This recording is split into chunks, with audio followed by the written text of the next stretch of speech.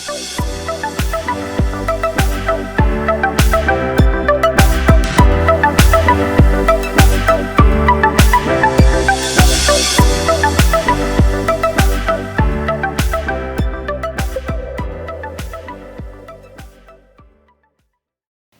பரிசுத்த நாமத்திற்கு மகிமை உண்டாவதாக.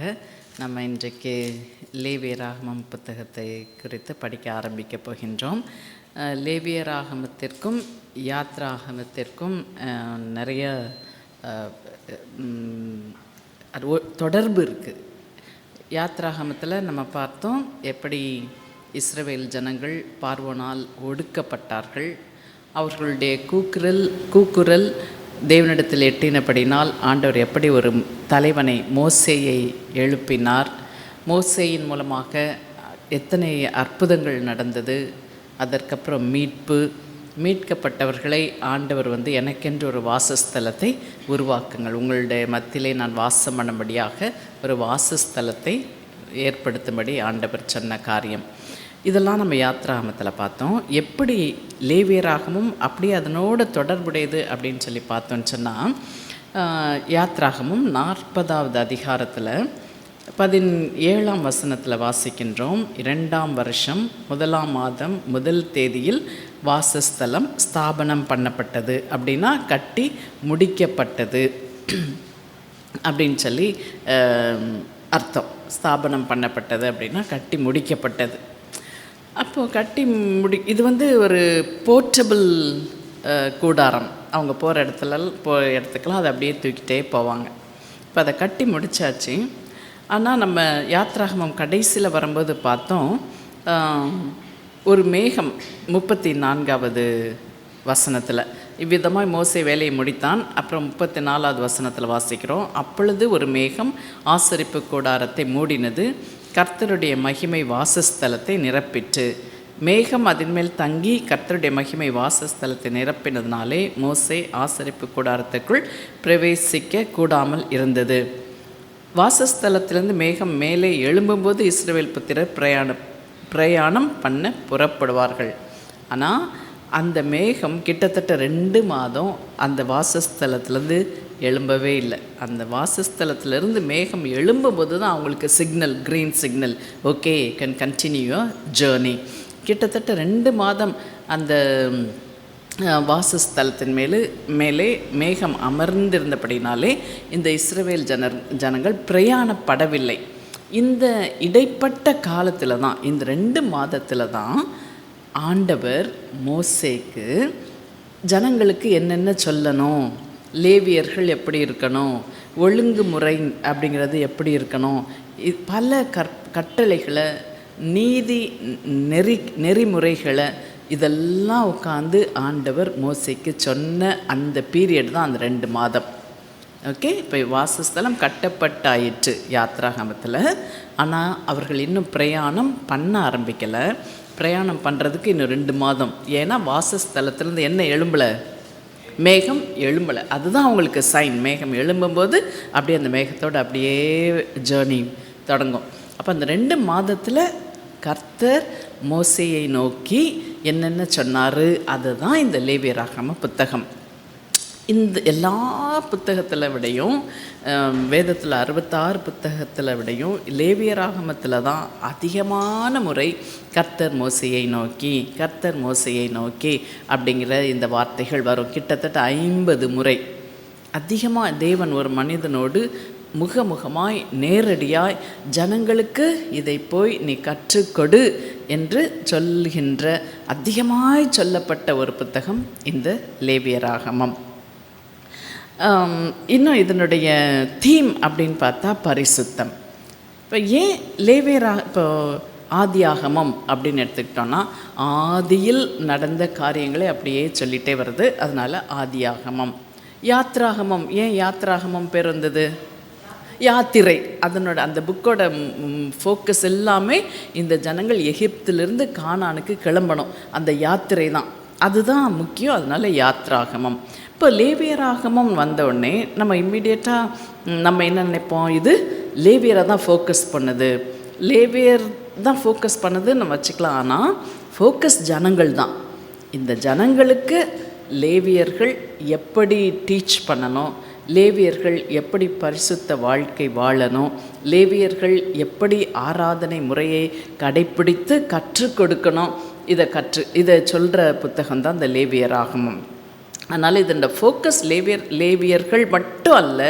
ஆக்சுவலாக நம்ம பார்த்தா இதனோட ஃபோக்கஸ் மக்கள் தான், ஜனங்கள் தான் ஆண்டவருக்கு முக்கியம். அந்த ஜனங்களுக்கு எப்படி சேவை செய்யணும் அப்படிங்கிறத லேவியர்களுக்கு கற்றுக் கொடுக்கிற ஒரு புத்தகம். எப்படி பலி செலுத்தணும், எப்படி ஆராதனை முறைகளை கடைப்பிடிக்கணும், அடுத்தபடியாக எப்படி பரிசுத்த வாழ்க்கை வாழணும், இந்த 3 காரியங்களை தான் முக்கியமாக லேவியர்கள் மூலமாக தேவன் ஜனங்களுக்கு கற்றுக் கொடுக்கிற ஒரு புத்தகம். இதில் பலவிதமான பலிகள், அதாவது தேவனை அடையக்கூடிய வழி என்ன அப்படின்னு சொல்லி பார்த்தா அது பிராயச்சித்தம். ஆங்கிலத்தில் அட்டோன்மெண்ட் அப்படின்னு சொல்லுவோம், தமிழில் அது பிராயச்சித்தம். பலிகள் செலுத்தி எப்படியாவது பாவ மன்னிப்பு பெற்று எப்படியாவது தேவனை அடைந்து விட வேண்டும். அப்போ மோசேயினுடைய காலத்தில் இயேசு இன்னும் பிறக்கலை, இயேசு பலியாக செலுத்தப்படலை.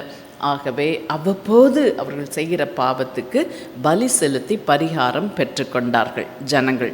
அப்போ தேவனை அடையும் வழி அப்படிங்கிறது தான் இதனுடைய ஃபர்ஸ்ட் பார்ட். அதாவது 1ஆவது அதிகாரத்திலேருந்து 16ஆம் அதிகாரம் வரைக்கும் தேவனை அடையும் வழி அப்படின்னு சொல்லி பலவிதமான பலிகள், அதை எப்படி செலுத்த வேண்டும், எப்படிப்பட்ட பலியை அவர்கள் தெரிந்து கொள்ள வேண்டும், அதனுடைய சட்டங்கள் திட்டங்கள் இதெல்லாம் பற்றி தான் முதல் 16 அதிகாரங்களிலே நாம் பார்க்க முடியும். இதில் மொத்தம் 27 அதிகாரங்கள். இது 2 பிரிவாக பிரிக்கலாம். முதல் பகுதி 1லேருந்து 16 வரைக்கும் அது தேவனை அடையும் வழி, பிராயச்சித்தம், அட்டோன்மெண்ட் அப்படின்னு. 2வது கர்த்தருக்கு முன்பாக எப்படி பரிசுத்தமாக வாழ வேண்டும் அப்படிங்கிறத 17வது அதிகாரத்துலேருந்து 27ஆம் அதிகாரம் வரைக்கும் அதனுடைய ஃபுல் ஃபோக்கஸ் பரிசுத்தம் தான். பரிசுத்தமாக லேவியர்கள் எப்படி பரிசுத்தமாக வாழணும், அதே போல் ஜனங்கள் எப்படி பரிசுத்தமாக வாழணும், நான் பரிசுத்தராயிருக்கிறது போல நீங்கள் பரிசுத்தராயிருங்கள். அதுதான் இந்த செகண்ட் பார்ட்டுடைய ஃபோக்கஸ். ஓகே, இப்படி இந்த லேவியராகம புத்தகத்தை 2 பிரிவாக பிரிக்கலாம். நம்ம ஏற்கனவே பார்த்தது போல் இந்த புத்தகத்தையும் எழுதியவர் யார்? மோசே தான். ஓகே, மோசே. அப்போது முதல் அதிகாரத்தில் 17 வசனங்கள் இருக்குது. அந்த முதல் அதிகாரம் முழுவதும் தகன பலியை குறித்து சொல்லப்பட்டிருக்கு. இந்த தகன பலியை குறித்து சொல்கிற இடத்துலலாம் இது கர்த்தருக்கு சுகந்த வாசனையான தகன பலி அப்படின்னு சொல்லி 3 முறை 9வது வசனம், 13வது வசனம், 17வது வசனம் இதிலெல்லாம் வாசித்தீங்கன்னா அதனுடைய கடைசி பகுதியில் இது கர்த்தருக்கு சுகந்த வாசனையான தகன பலி, இந்த சர்வாங்க தகன பலி அப்படிங்கிறது கர்த்தருக்கு சுகந்த வாசனையான தகன பலி. இந்த சுகந்த வாசனை அப்படிங்கிறது தகன பலிக்கு மட்டும்தான் சொல்லப்பட்டிருக்கு. ஏன்னு சொன்னால் தகனம் அப்படிங்கிறப்போ அதனுடைய சிம்பாலிக் மீனிங் என்னென்னா கம்ப்ளீட் சரண்டர். அப்போ நம்மளுடைய வாழ்க்கையை, நம்மளுடைய செயல்களை, சொல்ல எல்லாத்தையும் ஆண்டவரே, I just surrender my self, my words, my life, my deeds எல்லாத்தையும் நான் சரண்டர் பண்ணுறேன் உங்களுடைய சித்தத்துக்கு அப்படிங்கிற அந்த கம்ப்ளீட் சரண்டரை தான் இந்த தகன பலி குறிக்கும். அதனால் இது கர்த்தருக்கு மிகவும் விருப்பமான சுகந்த வாசனையான தகன பலி அப்படின்னு சொல்லி நம்ம முதல் அதிகாரத்தில் வாசிக்க முடியும். 2வது போஜன பலியை குறித்து சொல்லப்பட்டிருக்கு. இந்த போஜன பலியை குறித்து விவரிக்கும் பொழுது 3வது வசனம், 10வது வசனத்தில் நம்ம பார்த்தோன்னு சொன்னால் இது தகனங்களில் மகா பரிசுத்தமானது அப்படின்னு சொல்லப்பட்டிருக்கோம். ஓகே, தகன பலியை குறித்து என்ன சொல்லியிருக்கு? இது தேவனுக்கு சுகந்த வாசனையான பலின்னு சொல்லப்பட்டிருக்கோம். போஜன பலியை குறித்து இது கர்த்தர்க்கிடும் தகன பலிகளில் மகா பரிசுத்தமானது. இப்போ போஜன பலி எதுக்கு சிம்பிள் அப்படின்னு சொல்லி பார்த்தோன்னு சொன்னால் நம்மளுடைய நன்றி அறிதலுக்கு.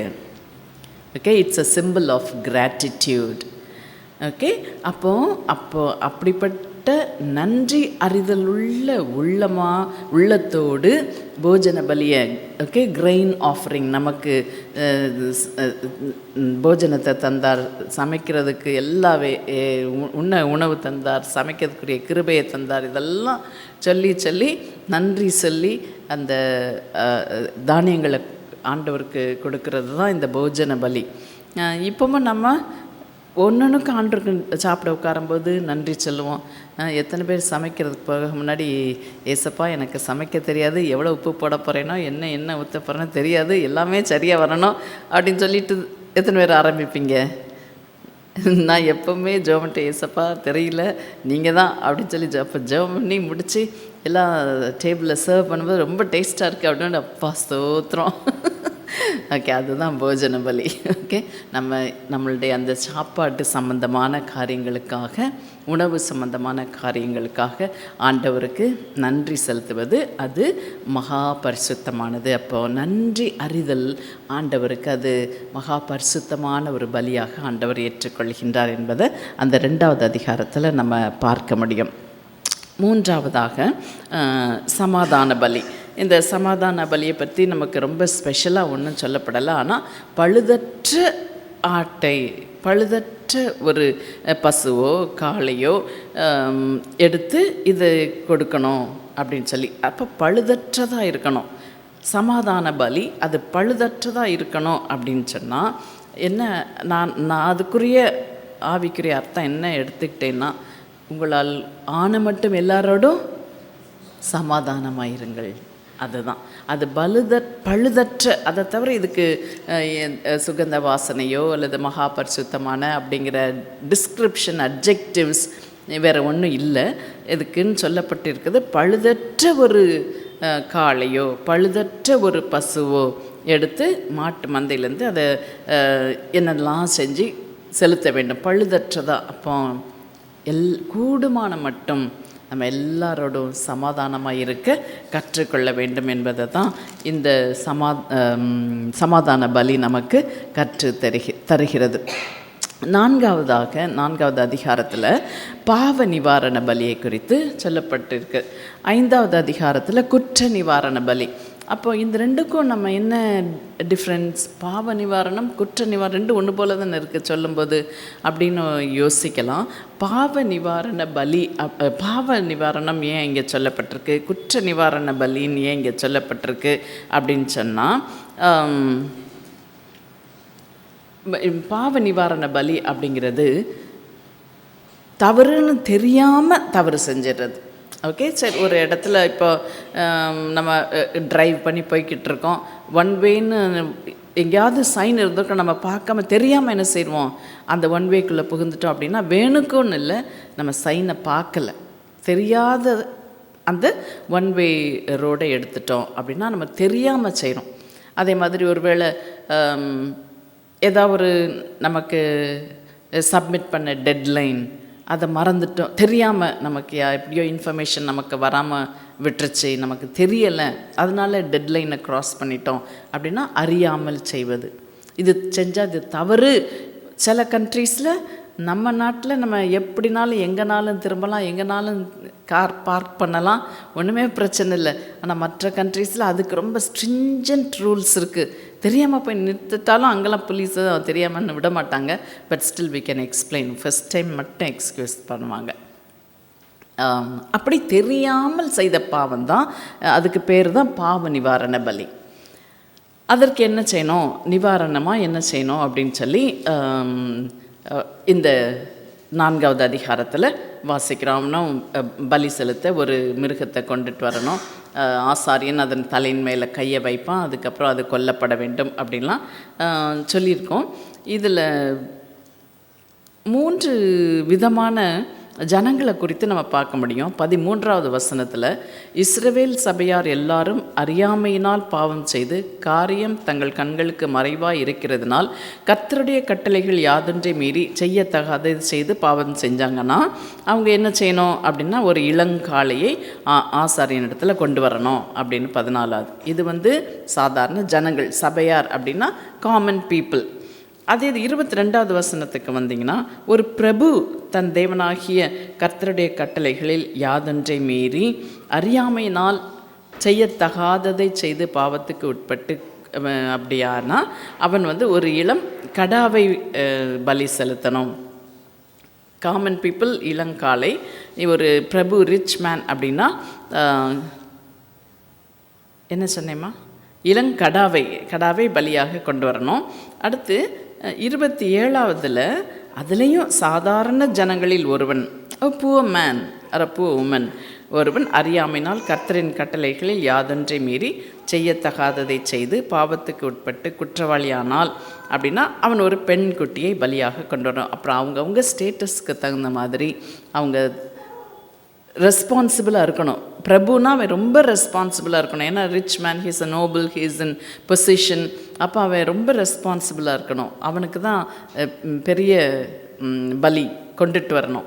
சாதாரண ஜனம் அப்படின்னா பாவம்னு ஆண்டவர் விட்டுறாரு. அதனால் பெண்குட்டி அப்படின்னா அதுக்கு விலை கம்மி. அதனால் ஓகே, இப்படி 3 விதமான ஜனங்கள் ஒரே பாவத்தை செய்கிறாங்க. அறியாமையினால் தண்டனை குறையுது. இப்போ ஜுவனைல் அஃபெண்டர்ஸ் அப்படின்னு நமக்கு பார்த்திங்கன்னா நம்ம கண்ட்ரியில் டீனேஜுக்கு முன்னாடி சின்ன பசங்களாக இருக்கும்போது அவங்க திருடவோ கொல்லவோ செஞ்சிட்டாங்கன்னா அவங்களுக்கு தண்டனை கம்மியாக இருக்கும். அவங்களுக்கெல்லாம் மரண தண்டனை கொடுக்க மாட்டாங்க. ஆனால் அதே பாவத்தை ஒரு அடல்ட் செஞ்சால் அவனுக்கு மரண தண்டனை அப்படிலாம் இருக்கும். அந்த இது நம்ம சட்டத்தின்படி டிஃப்ரென்ஸ் இருக்குது. அப்போ அதுபோல தான் இங்கேயும் அறியாமல் செய்த பாவம் தான். ஆனால் டிஃப்ரெண்ட் கைண்ட்ஸ் ஆஃப் பீப்புள் அது செய்யும் பொழுது நீ ஒரு லீடராக இருந்துட்டு எனக்கு தெரியாமல் செஞ்சுட்டேன் நீ தப்பிக்க முடியாது. You have to pay more. Okay, ஒரு டீச்சர் தப்பு செய்கிறதுக்கும் ஸ்டூடெண்ட் தப்பு செய்கிறதுக்கும் வித்தியாசம். டீச்சர் தப்பு செஞ்சால் பிரின்ஸிபல் டீச்சராக இருந்துட்டு நீ இப்படி செய்யலாமா? அப்போ ரொம்ப கேவலமாக இருக்கும் நமக்கு. ஸ்டூடெண்ட் தெரியாமல் செஞ்சுட்டா, ஆனால் டீச்சர் செய்யலாமா? சேம் மிஸ்டேக்காக தான் இருக்கும். ஆனால் டீச்சர் செஞ்சால் அதுக்கு பெரிய தண்டனை, ஸ்டூடெண்ட் செஞ்சால் அவளுக்கு ஒரு மன்னிப்பு கிடைக்கும். அந்த மாதிரி இங்கே 4வது அதிகாரத்தில் நம்ம வாசிக்கின்றோம். 5வது அதிகாரத்தில் அறிந்தே செஞ்சுட்டு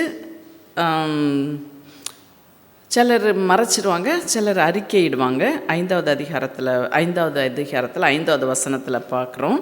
இப்படிப்பட்டவைகள் ஒன்றில் ஒருவன் குற்றமுள்ளவன் ஆகும்போது அவன் தான் செய்தது பாவம் என்று அறிக்கையிட்டு, இது தப்புன்னு தெரியும், தெரிஞ்சே செஞ்சுட்டு ஆனால் அறிக்கையிட்டால் அவனுக்கு மன்னிப்புன்னு கிடையாது, அவன் பலி செலுத்தணும். பலி செலுத்தாமல் அவனுக்கு மன்னிப்பு இல்லை. இதில் நம்ம முக்கியமாக தெரிஞ்சிக்க வேண்டியது பாவ நிவாரண பலினா என்ன, குற்ற நிவாரண பலினா என்ன, இது ரெண்டுக்குள்ள வித்தியாசத்தை மட்டும் இந்த 4-5 அதிகாரங்களை வாசித்து நம்ம தெரிஞ்சுக்கிடலாம். 6வது அதிகாரத்துக்கு வரும்போது அதே தான், இந்த சர்வாங்க தகன பலிகள், இன்னும் ஆசாரியர்கள் என்னென்ன பலிகள் செலுத்தணும் அதெல்லாம் தான் 6வது அதிகாரத்தில் நம்ம வாசிக்கின்றோம். இந்த 6வது அதிகாரம் எப்படி, இதற்கு இன்னொரு தலைப்பு என்னென்னா மறுசீரமைப்பு சட்டம். அப்போ மோசே இந்த காலத்தில் ஆண்டவர் எப்படி ஒரு சீர்திருத்தத்தை கொண்டு வந்தார். சட்டங்கள் முந்தி கால மோசைக்கு முன்னாடி ஒருவேளை எப்படி கஞ்சாடையாக விடப்பட்ட அந்த சட்டங்களுக்கு கூட, அந்த காரியங்களுக்கு கூட தண்டனை கொடுக்கப்பட்டது. அதனால் இந்த அதிகாரத்துக்கு மறுசீரமைப்பு சட்டம் அப்படிங்கிற பெயரும் இருக்கும். இதில் ரொம்ப முக்கியமாக ஆசாரியன் எப்பவும் ரொம்ப ஜாக்கிரதையாக இருக்கணும். எதுக்கு அப்படின்னா பலிபீடத்தின் மேல் அக்கினி எப்பொழுதும் எரிந்து கொண்டிருக்க வேண்டும். ஒரு ஆசாரியன் இதில் ரொம்ப கவலையினமாக இருந்தான். யார்? பலிபீடத்தில் அக்கினி எரியலை அவனோட காலத்தில். Eli, yes Eli. அது பெரிய தவறு. அப்போ இந்த 6வது அதிகாரத்தில் முக்கியமாக ஆசாரியனுடைய பொறுப்பு. ஓகே, அதுக்குனால தான் ஆசாரியர்கள் எப்படிப்பட்ட பலி செலுத்தணும் அவங்க அப்படின்னு பார்த்தா அக்கினி பலிபீடத்தில் எரிஞ்சிக்கிட்டே இருக்கணும். அப்படின்னா ஜெபம் ரொம்ப முக்கியம். அதுதான் அதனுடைய சிம்பாலிக் மீனிங்.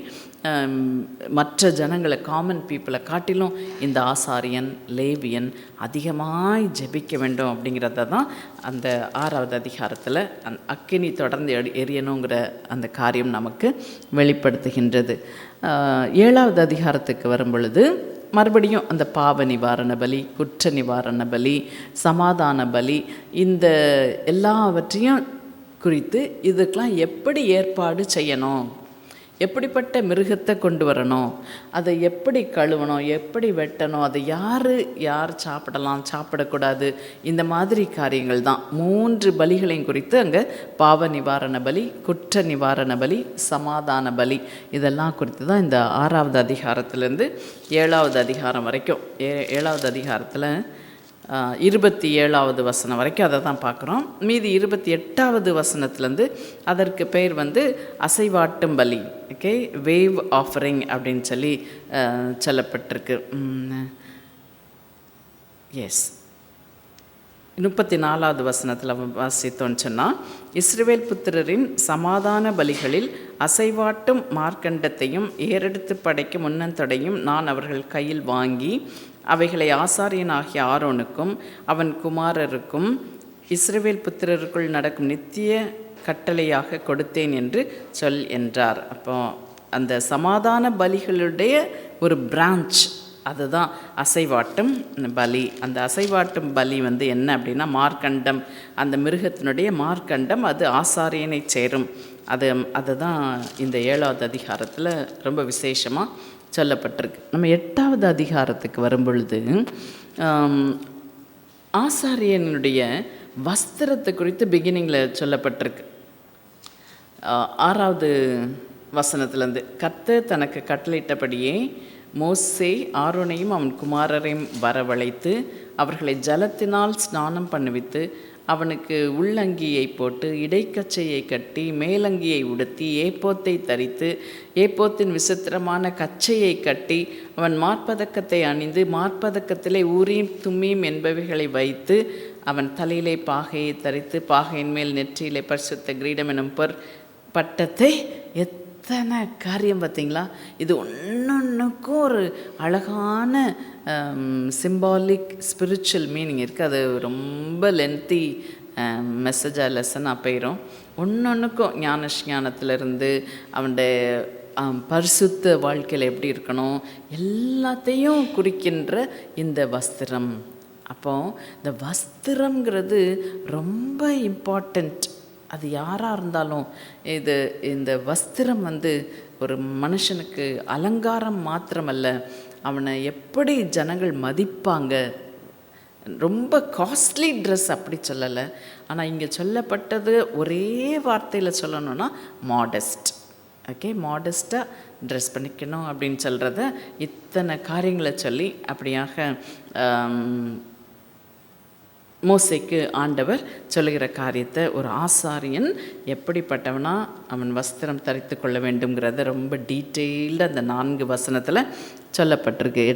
அதுக்கு ஏன் அப்படின்னு சொன்னால், இந்த ஆசாரியன் 10வது அதிகாரத்துக்கு வரைக்கும் போனீங்கன்னா இவன் ஜனங்களுக்காக பரிந்து பேசுகிறவன்.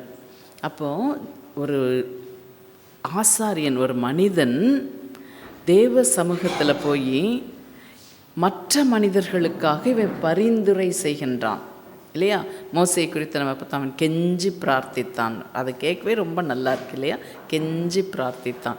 அப்படி கெஞ்சி பிரார்த்திக்க வேண்டிய ஒரு ஆசாரியன் எப்படி இருக்கணும், முன்மாதிரியாக இருக்கணும் அப்படிங்கிறத தான் இந்த 9-10 அதிகாரங்களிலே நம்ம வாசிக்க முடியும். அப்போ அவன் அப்படி இருக்கும்போது 9வது அதிகாரம்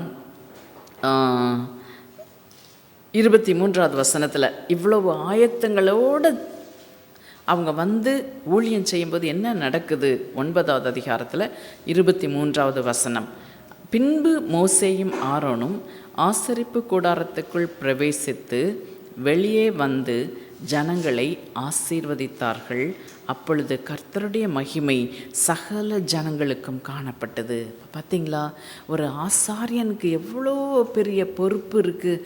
அவன் இதுக்கு முன்னாடி சொல்லப்பட்ட எல்லா காரியங்களையும் கொண்டு அப்படிப்பட்ட ஒரு ஆயத்தத்தோடு ஜெபத்தோடு அவன் என்ன செய்கிறான்? ஆசரிப்பு கூடாரத்துக்குள்ளே போகிறான். போய் அங்கேயும் ஊழியம் செஞ்சு ஆண்டோடைய சமூகத்தில் இருந்து பிறகு வெளியே வர்றான். வந்து ஜனங்களை ஆசீர்வதிக்கிறான். அப்போ கர்த்தருடைய மகிமை சகல ஜனங்களுக்கும் காணப்பட்டது.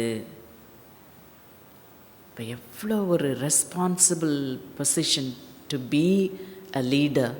இது வெறும் பாஸ்டருக்கு மட்டும் அப்படின்னு நினைக்கக்கூடாது. நம்ம எந்தெந்த இடத்துல நம்மளை லீடராக ஆண்டவர் வச்சிருக்கிறாரோ, குடும்ப தலைவியாக இருந்தால் நம்ம குடும்பத்தில் ஒரு லீடர், குடும்பத் தலைவன் குடும்பத்தில் ஒரு லீடர்.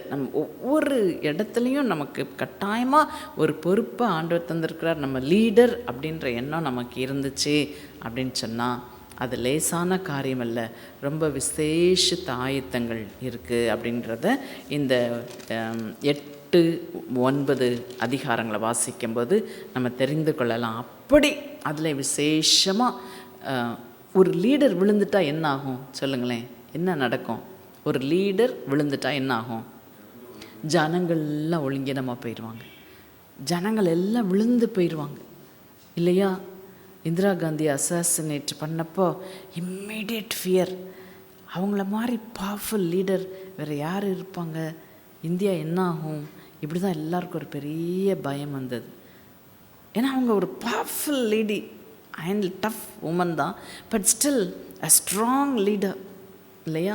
அப்போ அவங்க அசாசினேட் பண்ணோடனே அப்படி ஒரு பயம் எல்லாரையும் பிடித்தது. அதான் ஒரு லீடர் விழுந்துட்டா ஜனங்களுக்கு தான் பெரிய ஒரு இழப்பு. லீடர் மாரலாக விழுந்துட்டாங்க அப்படின்னா ஜனங்களும் அதே போல் லீடரை மாதிரியே பின்வாங்கிடுவாங்க. அதனால தான் எவ்வளோ அதிக கேர்ஃபுல்லாக இருக்கணும், எவ்வளவு அதிகமான ஆயத்தம் தேவை. அந்த ஆயத்தத்தோடு, அந்த ஜெபத்தோடு, அந்த சீரியஸ்னஸோடு நம்ம ஆண்டவருடைய சமூகத்தில் வந்து ஜனங்களை ஆசீர்வதிக்கும்போது நிச்சயமாக ஜனங்கள் ஆசீர்வதிக்கப்படுவாங்க. மகிமை நிச்சயமாக ஜனங்கள் மேலே வந்து இறங்கும். அப்படிங்கிறதுக்கு ரொம்ப என்கரேஜிங்காக இருக்கும் இந்த 2 சாப்டர்ஸை வாசித்தீங்கன்னா. அப்போ அந்த ரெஸ்பான்சிபிலிட்டியை நீங்கள் வந்திருக்கிற ஒவ்வொருவரும் லீடர்ஸ் தான். இப்போ நமக்கு இவ்வளோ ஒரு ரெஸ்பான்சிபிலிட்டி இருக்குது. நம்ம மற்றவங்கள விட இன்னும் அதிக ஆயத்தம் உள்ளவங்களாக இருக்கணும் அப்படிங்கிறத உணரும்போது நம்ம செய்கிற செய்கைகள் ஆசீர்வாதமாக இருக்கும். நம்மளுடைய வார்த்தைகள் நிச்சயமாக ஆசீர்வாதமாக இருக்கும். 10வது அதிகாரத்துக்கு வந்தோடனே நமக்கு என்ன ஞாபகம்? பயங்கரமான ஒரு சம்பவம்.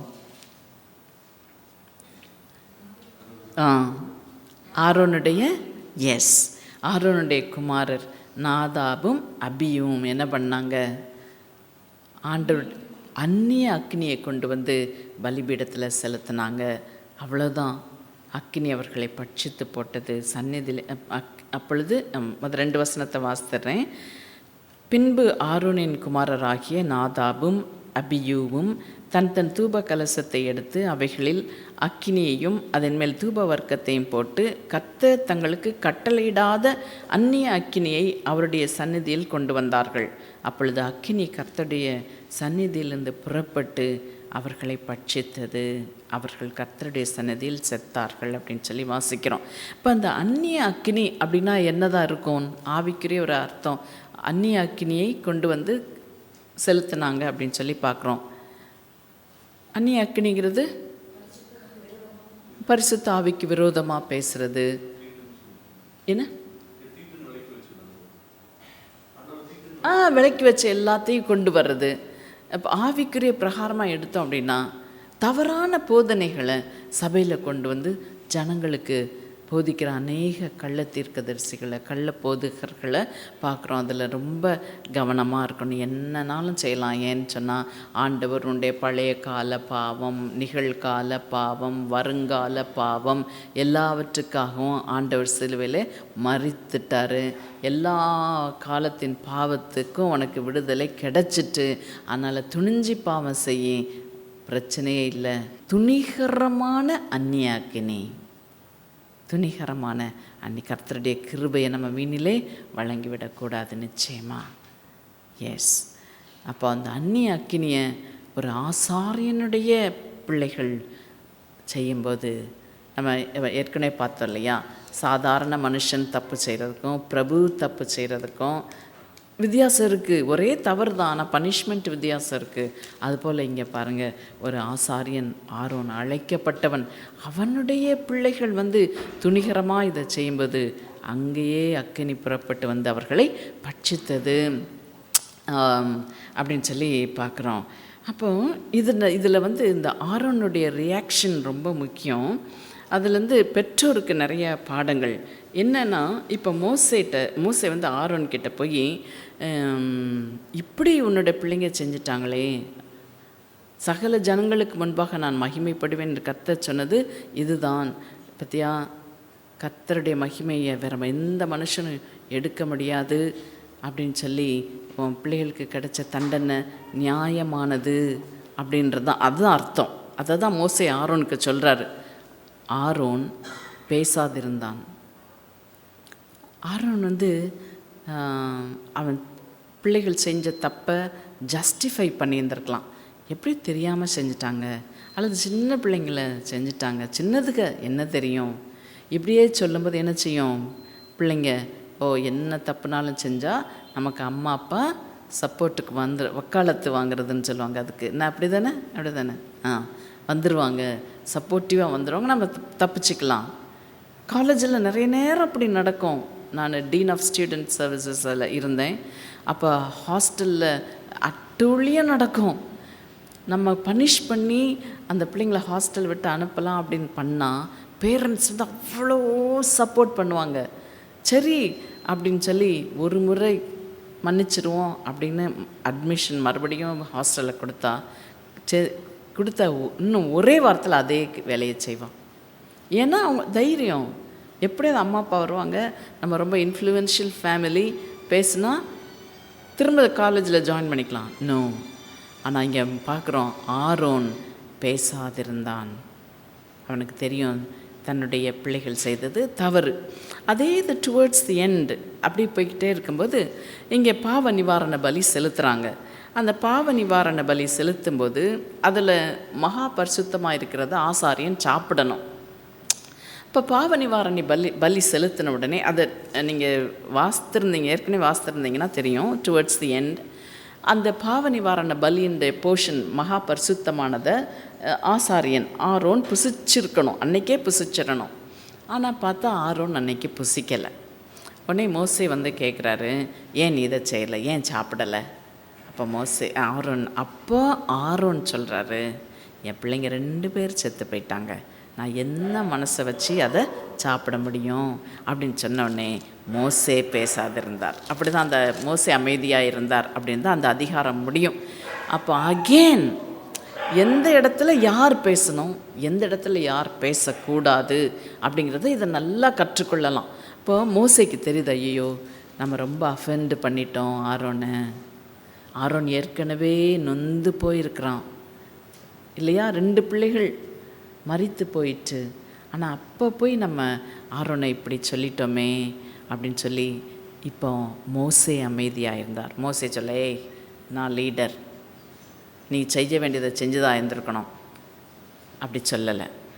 இதெல்லாம் நம்ம வாசிக்கும்போது நமக்கு அழகான ஒரு கைடன்ஸ் கிடைக்கும். நம்ம பிள்ளைகளை எப்படி நடத்தணும், சில நேரம் ஸ்ட்ராங்காக நீ செஞ்சது தப்பு அப்படின்னு நிற்கணும்.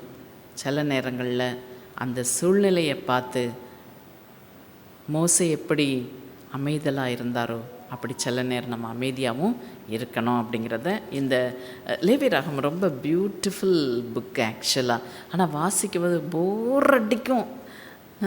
தொடையை வெட்டு, தலையை வெட்டு, கையை வெட்டு, காலை வெட்டு அப்படின்னு தான் இருக்க மாதிரி, ரத்தத்தை அங்கே சிந்து இங்கே சிந்து இப்படி தான் இருக்க மாதிரி இருக்கும். ஆனால் அதை கொஞ்சம் நிதானித்து ரசித்து வாசித்தோன்னு சொன்னால் அவ்வளவு பியூட்டிஃபுல் லெசன்ஸ் ஃபார் லைஃப்.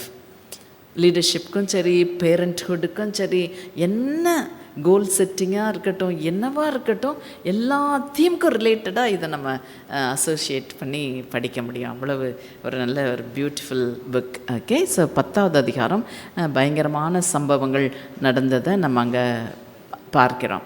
11ஆம் அதிகாரத்துலேருந்து 15ஆம் அதிகாரம் வரைக்கும் பார்த்தோன்னு சொன்னால் பரிசுத்தம் சம்பந்தப்பட்ட பரிசுத்தம் சம்பந்தப்பட்ட கட்டளைகளை நம்ம 11ஆம் அதிகாரத்துலேருந்து 15ஆம் அதிகாரம் வரைக்கும் வாசிக்கிறோம். அப்போ 11ஆம் அதிகாரத்தில்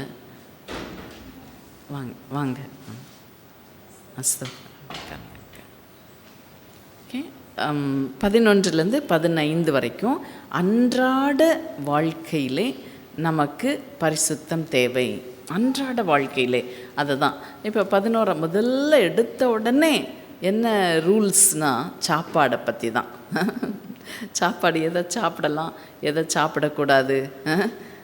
இப்போ மாடர்ன் டேஸில் ஒரு லிஸ்ட் இப்படி போடணும் அப்படின்னு என் கையில் யாராவது எழுதுறதுக்கு கொடுத்தா லாங் லிஸ்ட்டு.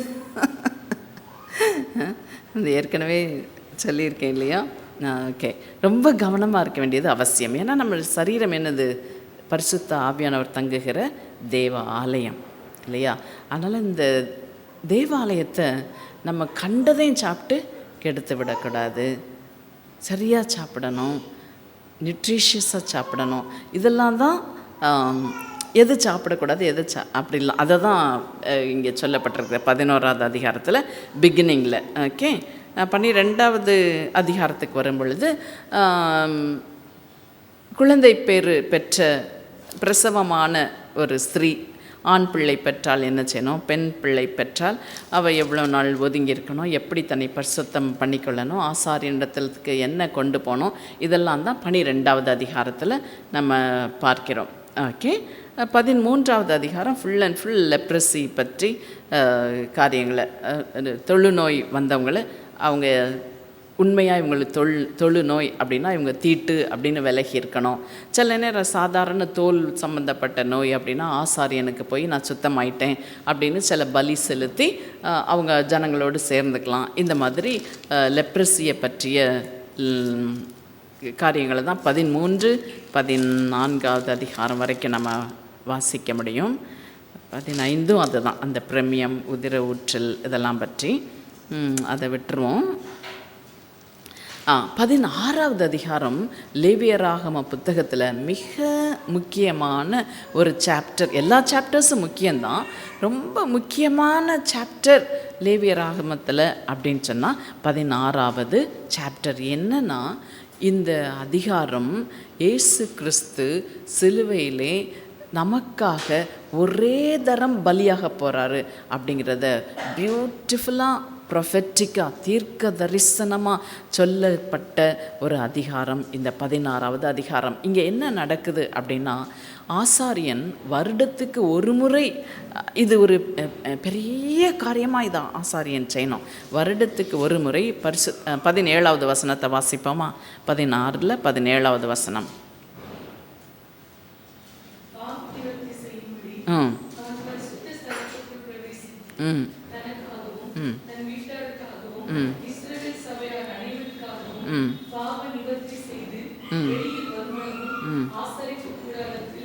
ஒருவரும் இருக்கலாகாது.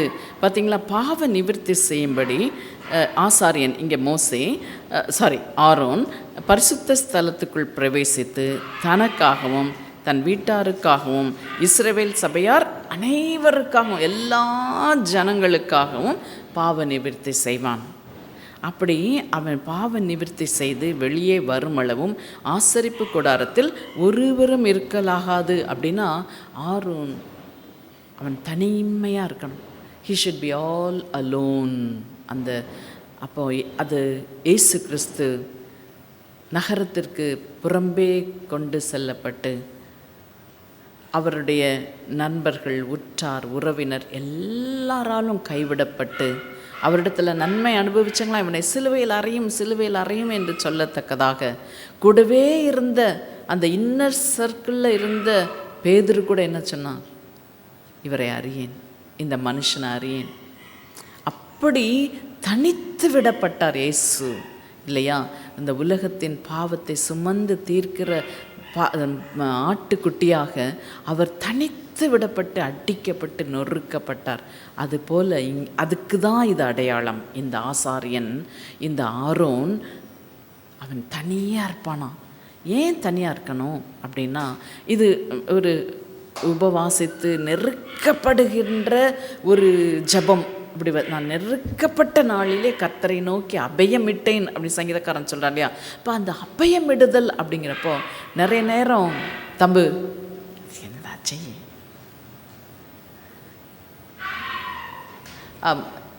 தன்னந்தனியாக சில நேரம் நம்ம ரொம்ப நெருக்கப்படும்போது, எப்போ ரொம்ப நெருக்கப்படுவோன்னா நம்ம ரொம்ப நேசிக்கிறவங்களுக்கு ஏதாவது பாடு வரும் பொழுது, நமக்கு பாடு வரும்போது கூட அதை ஓரளவுக்கு சமாளிச்சுக்கிடும். நம்ம ஜெபம் பண்ணுவோம், மற்றவங்களோட சிரித்து பேசினோம். ஆனால் நம்ம ரொம்ப நேசிக்கிற, அது ஒரு வேளை பிள்ளையாக இருக்கலாம், நம்மளுடைய கணவராக இருக்கலாம், அல்லது நம்ம மனைவியை நம்ம நேசிக்கிற ஒருவருக்கு ரொம்ப நெருக்கம் வரும்போது நம்ம உடைக்கப்படுவோம்.